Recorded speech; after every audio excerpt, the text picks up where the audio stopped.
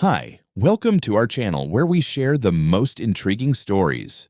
When Tom Malone retired from the police force, he thought he'd left conflict behind, but moving into a quiet, gated community brought a new kind of war. One waged not with guns or criminals, but with HOA bylaws, petty power, and a woman named Karen who messed with the wrong backyard.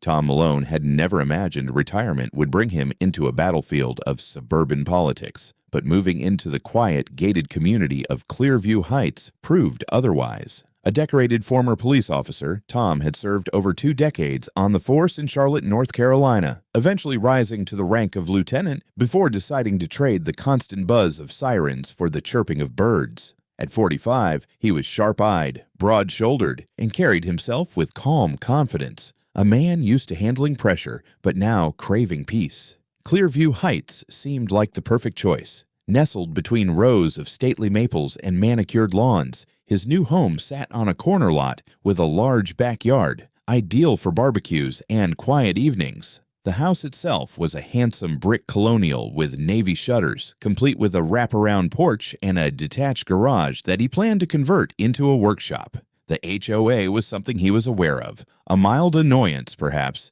but nothing he expected to interfere with his life. He'd read the bylaws, attended the orientation, and made sure to comply with every standard. For a man who had enforced laws for a living, rules weren't a problem. Arbitrary power was. Within weeks of moving in, Tom had already become a well-liked presence on the block. He greeted neighbors with genuine warmth, lent a hand during a particularly nasty summer storm cleanup, and quickly became known as the guy who always had cold beer and a grill going on weekends. But among the warm smiles and waves, one neighbor stood out for her rigid demeanor and watchful gaze: Karen Davis. She was president of the Homeowners Association, a tall woman in her early 50s with a stiff blonde bob and a clipboard that seemed permanently attached to her arm. She had introduced herself the day Tom moved in, leading with a warning about acceptable mailbox colors and lawn edge height. Tom had laughed it off politely, chalking her intensity up to over-involvement. Still, the community was peaceful. Tom spent his mornings walking his Labrador Blue, sipping coffee on the porch, or calling up old colleagues. One of those was Bill Sanders, Charlotte's long-standing police chief, and Tom's former mentor. Bill was finally stepping down after 35 years of service, and Tom had an idea: a surprise retirement party in his own backyard, just like the department used to do in the old days. A barbecue, good music, and friends. A gesture of respect and brotherhood. He ran the idea by City Hall, got all necessary permits, and even sent out invites to neighbors. It was supposed to be a simple celebration until Karen started taking notes. 3 days after Tom began setting up for the retirement party, the inevitable happened. As he hammered stakes into the lawn to anchor the canopy tent, he heard the unmistakable clack of hard-soled shoes on pavement behind him. He didn't have to turn around to know who it was. Karen Davis's voice followed seconds later, clipped and loaded. "Mr. Malone, may I have a word?" Tom turned, sweat glistening on his brow, and offered his most civil smile. "Afternoon, Karen. What can I do for you?" Karen stood with her arms crossed, clipboard in hand like a shield of authority. She looked over his shoulder at the canopy and tables lined up near the back fence. "I've received several concerns from residents about what appears to be a large gathering being prepared on your property." Tom arched an eyebrow. "Several concerns, huh? You mean from folks who were invited?" She ignored the jab. "You may not be aware, but Clearview Heights has specific guidelines concerning public events, noise levels, and gatherings exceeding 15 individuals. Anything larger must be cleared with the HOA board and scheduled at least 4 weeks in advance."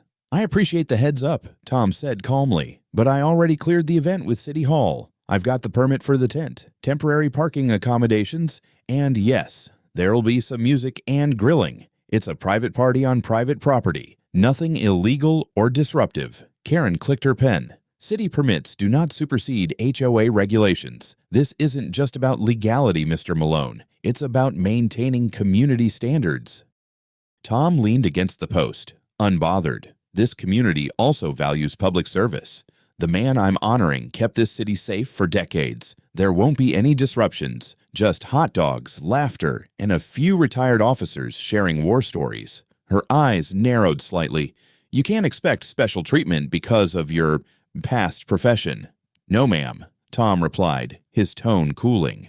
"But I do expect a little respect, and I'd suggest that next time you have several concerns, you talk to your neighbors instead of treating them like suspects." Karen stiffened. "I will be documenting this interaction. Any violations will be subject to fines." Tom shrugged. "You do that, and if you'd like, I can save you a plate." As she turned sharply and walked off, clipboard clenched like a weapon, Tom exhaled through his nose and muttered under his breath. The tone had shifted. This wasn't neighborly concern anymore. It was a warning shot. And he had the feeling Karen wasn't done yet. The Saturday of the barbecue arrived with clear skies and the kind of late summer breeze that made grilled meat smell like heaven drifting through the neighborhood. Tom had been up since dawn, making sure everything was perfect. The yard looked immaculate. 2 long tables were dressed in red and white checkered cloths. The canopy shaded a row of coolers filled with drinks, and a Bluetooth speaker played soft blues while burgers sizzled on the grill. Folding chairs were arranged neatly under the trees, and the driveway had been cordoned off for guests with mobility needs. Everything was calm, for now. By noon, the first guests began arriving. Uniforms and civilian clothes mixed together as retired and active duty officers, firefighters, and city employees trickled in. Laughter grew louder with every handshake and pat on the back. When Chief Bill Sanders pulled up, now just Bill to everyone, a cheer erupted. Tom greeted him with a bear hug and a cold beer, ushering him into the backyard with mock ceremony. Neighbors wandered in too, even those who hadn't RSVP'd. Tom welcomed them all, glad to see the community coming together, but amid the laughter, he spotted a familiar figure lurking behind her azaleas across the street. Karen stood with binoculars. Yes, binoculars, scanning the backyard like she was monitoring a hostage situation. Tom chuckled and shook his head, turning back to his guests. "Ignore the HOA patrol. She'll run out of ink eventually." By 2 p.m., the party was in full swing. Music played a little louder, the grill ran nonstop, and people shared stories from their time in service. Then, just as Tom flipped a tray of ribs onto a platter, the unmistakable wail of sirens split the air. 3 patrol cars rolled up in front of the house. Conversation stopped. Heads turned. A couple of younger officers instinctively straightened their postures, while Tom's brows furrowed. "Seriously," he muttered, wiping his hands on a towel. The officers stepped out, clearly expecting trouble. But when the lead officer spotted the guest of honor leaning against a cooler with a hot dog in hand, his face broke into a grin. "Chief Sanders," he called, blinking in disbelief. Bill raised his drink. "Well, this is awkward." One of the officers laughed and shook his head. "We got a complaint about a disturbance, illegal gathering, possible public intoxication, unlicensed event. Dispatch said it was anonymous, but we have a guess." Tom stepped forward, permit in hand. "Everything's in order. City permit for temporary event. Noise levels well within the local limit, and this is all on private property." The officers barely glanced at the paper. "Tom, you're fine," the lead one said, shaking his head with amusement. "We're gonna log it as a false report and move on." But before they could leave, Karen marched out from her yard like she was storming a castle. "Officers, you can't just walk away from this. This party is out of control. There are clearly more than 15 people here. Alcohol is being consumed, and this is a violation of our HOA guidelines." The officer turned to her, expression flat. "Ma'am, the event is legal under city ordinance. We've reviewed the documentation. There's no crime." Karen's jaw clenched. "It's not about city ordinances. He's violating our rules." Tom folded his arms. "Your rules don't override the law, Karen. You're not a cop." "They are. And guess what? Half the people here are." Bill chuckled from behind him. "Ma'am, he spent 35 years upholding the law in this town. If there were a problem here, I'd be the first to shut it down." Karen's face turned scarlet. Her eyes darted between the officers and the crowd. No one was on her side. Her voice dropped to a hiss. "You think you're untouchable because of your connections. This isn't over." Without another word, she spun on her heel and stormed back to her house. The officers exchanged amused glances and offered Tom a final nod before pulling away. As the engines faded, the music resumed, the grill flared back to life, and laughter returned, louder than before. Tom exhaled slowly. "Well," he muttered to Bill, I think that went well." Bill clinked his bottle against Tom's.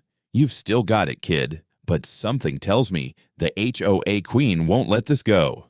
The barbecue may have ended in laughter, but by Monday morning, the mood had shifted. Tom opened his mailbox to find a thick envelope from the Clearview Heights HOA. Inside was a formal letter, typed and signed by Karen Davis as HOA president, citing multiple infractions committed during the weekend: unauthorized gathering, improper structure erection, excessive noise, and disorderly conduct.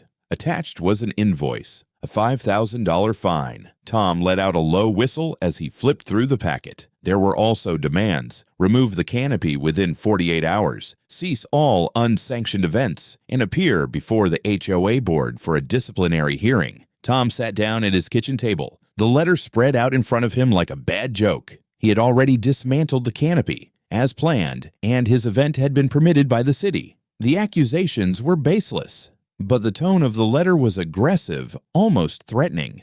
Something felt off. He called his attorney, Rachel Kim, a sharp, no-nonsense woman who had handled real estate disputes for years. After skimming through the documents, she frowned. "These don't look right," she said. "I've seen plenty of HOA violation notices, and this isn't standard format. Look here, they're citing a clause that doesn't exist in your version of the bylaws. And the signatures. Look closely, they've been copied and pasted." Tom's eyes narrowed. "You're saying they forged board approval?" "I'm saying we should start gathering records," Rachel replied, "and maybe talk to a few other homeowners. If this isn't isolated, there could be a pattern." That night, Tom visited his neighbors, starting with the elderly couple 2 doors down. Mrs. Langley, a sweet woman in her 70s, nearly teared up when he mentioned Karen's letter. "She fined us last spring for having a patriotic wreath on our door," she said. "Claimed it wasn't in seasonal compliance. We paid it just to make her stop harassing us." By the end of the week, Tom had spoken to over a dozen residents, all with similar stories: fines with no clear justification, sudden changes to rules, veiled threats, and Karen's relentless surveillance. One young couple had been fined for decorative items on lawn, which turned out to be a set of solar lights. Another neighbor had a citation for vehicle obstruction after parking on his own driveway during a garage renovation. The worst part: no one had ever seen a vote on these new amendments Karen kept citing. Rachel began compiling the information into a dossier, while Tom filed a formal request to inspect the HOA's records under the state's transparency laws. He expected resistance,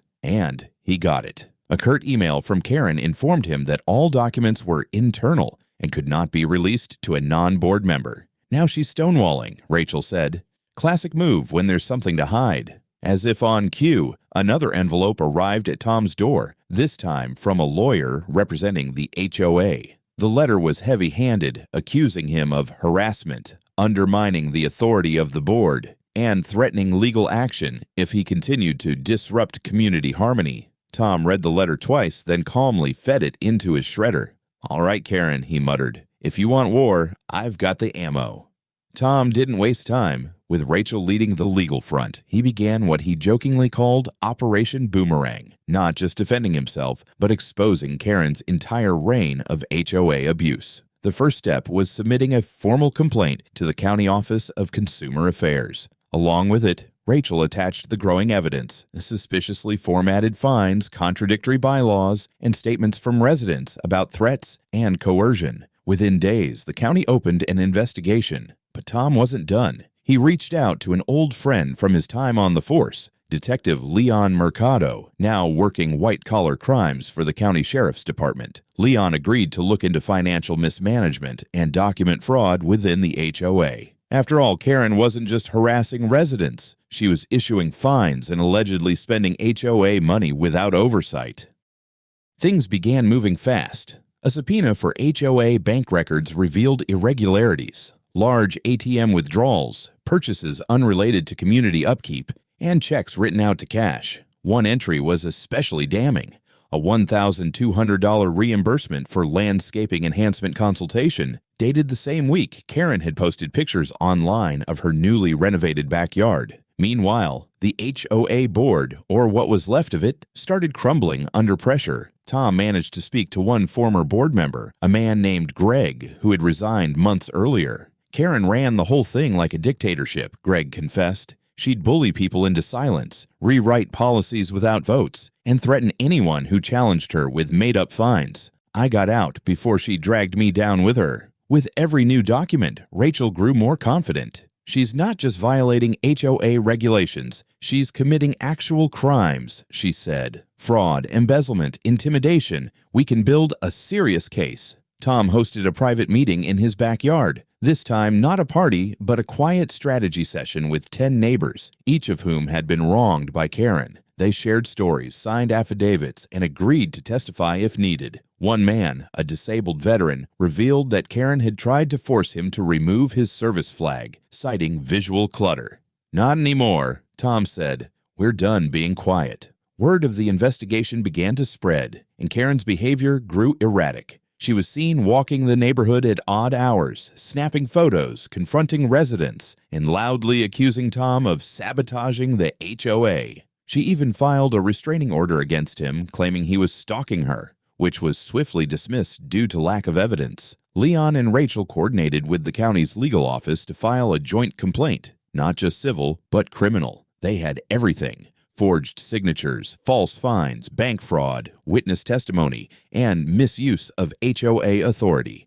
The only thing left was timing. As Rachel put it, she's been swinging the hammer too long. Now it's her turn to feel the nail. The annual HOA meeting was set for a Saturday morning in the Clearview Heights Community Center, a beige, overly air-conditioned building that usually hosted yoga classes and tepid committee meetings. But this time, the chairs were full. The buzz had spread throughout the neighborhood. Something big was coming. Tom arrived early, dressed neatly in jeans and a collared shirt, his posture calm but unyielding. Beside him sat Rachel, legal folder in hand, and a quiet, unassuming man in a gray jacket, Detective Leon Mercado, now officially on the case. Karen arrived 15 minutes late, striding in with her usual self-importance, heels clicking sharply, a stack of manila folders clutched to her chest. Her face bore the thin smile of someone who believed they still controlled the room. As she took her place at the front, clearing her throat and tapping the mic, her eyes scanned the crowd and briefly twitched when she saw Tom seated directly across from her, arms folded. "Let's bring this meeting to order," she announced. First item: disciplinary action against homeowner Thomas Malone for violations of HOA code. She didn't get to finish. Leon stood calmly producing a badge from his coat pocket. "Karen Davis." She froze. "Excuse me, but who?" "Detective Leon Mercado, Mecklenburg County Sheriff's Department. You're under arrest for felony fraud, criminal trespass, falsification of legal documents, and embezzlement of HOA funds."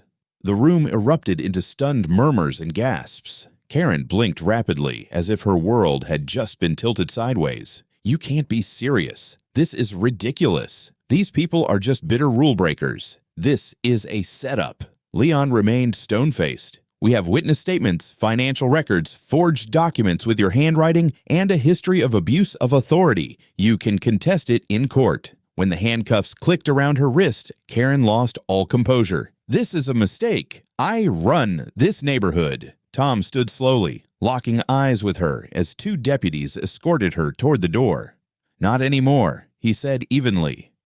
As she passed, several neighbors quietly applauded. Others simply stared, stunned. For the first time in years, the HOA meeting was no longer dominated by fear or pettiness, but by a sense of collective exhale. After the chaos subsided, Rachel stepped up to the mic. "For those of you unsure what comes next, the board will be restructured under court order. A temporary administrator will manage operations until elections can be held. All improperly issued fines and citations are being reviewed and, where applicable, refunded. And yes," she added with a small smile, "that includes yours, Mrs. Langley." A ripple of laughter followed. The tension in the room had broken. Outside, Tom lingered for a moment in the sun, arms crossed as the patrol car rolled down the street. Karen in the back seat staring straight ahead, her empire of control reduced to a quiet ride downtown. Leon joined him. "She'll probably make bail today," he said, "but she won't be HOA president again.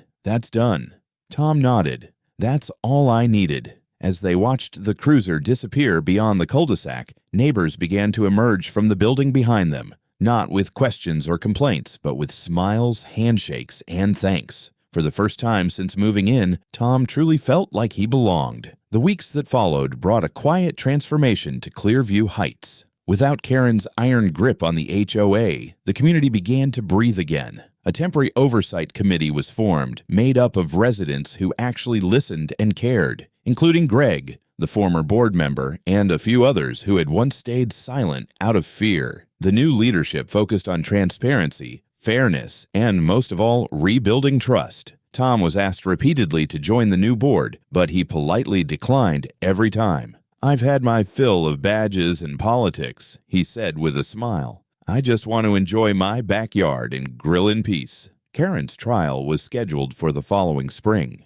Though she was released on bail, her public fall from grace had stripped her of influence. Her house went up for sale within a month, and by winter, she was gone. A footnote in neighborhood gossip, discussed only in hushed, amused tones. Most residents were content to move on, but Tom wasn't forgotten. He'd become something of a local legend, especially among those who had once been too intimidated to speak up. The veteran who brought down the tyrant with a grill spatula and a folder of evidence. That spring, the neighborhood held its first real community gathering. Not a meeting, not an inspection, but an actual celebration. Tom hosted it, of course, in the same backyard where it all began. The grill blazed, music played, and laughter rolled across the lawn. Former skeptics showed up with dishes to share, and children chased each other between folding chairs. Near sunset, Bill Sanders arrived with a bottle of bourbon and a crooked grin. "Didn't think retirement would make you this popular, Tom." Tom handed him a glass. "Turns out all I had to do was piss off the right person." They clinked glasses and sat in the shade of the rebuilt canopy. No permits needed this time, just the goodwill of neighbors. As fireflies blinked over the grass and voices buzzed with warmth instead of tension, Tom leaned back and smiled. Justice had been served, and peace, real peace, had finally come home.